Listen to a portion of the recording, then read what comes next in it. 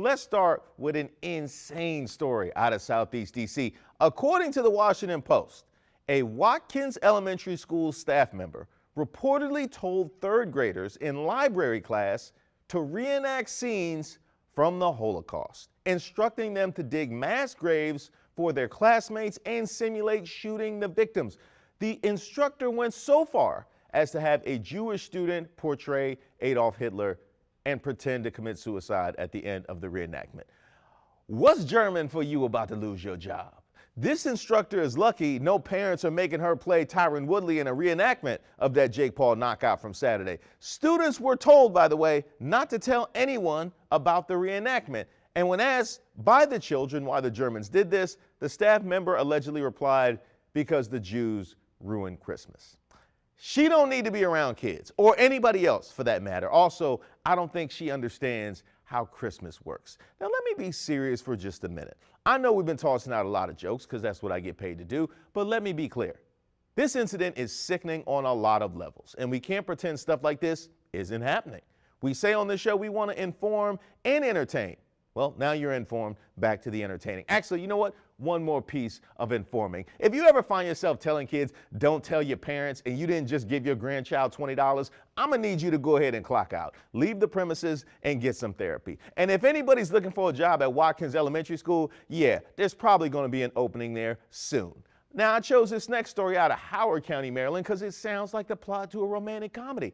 A now divorced couple could be running on the same ticket in the upcoming Democratic primary for the state legislature. Now, I don't want to run into any of my exes at the grocery store. Imagine being on the campaign trail with one every single day. Senator Guy J. Gazzoni and Pamela Landman Gazzoni reportedly get along well for ex-spouses, which is good. It's actually a must, because imagine a negotiation getting held up until somebody agrees to come get these kids for the weekend. Whole laws wouldn't get passed until child support gets paid. I would watch C-SPAN if in the middle of a legislative session, one lawmaker just said, why don't you ask that chick you were with last night?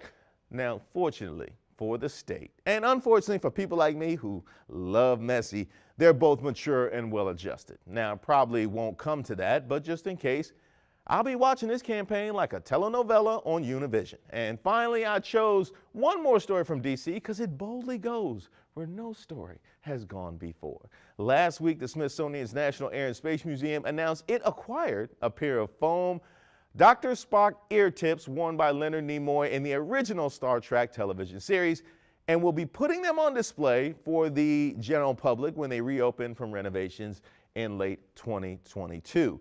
Now, Leonard Nimoy may no longer be with us, but those ears continue to live long and prosper. Spock was a stoic, emotionless alien, but don't let that stop you from being a geeked out fanboy. Now, I'm gonna be here doing my Neptune sign like Pharrell, since he stole that move from Spock. We all know he did.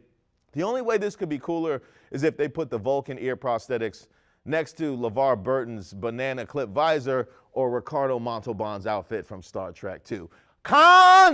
Whether you're into actual outer space or just science fiction, it's time to rejoice. My geek flag is flying high.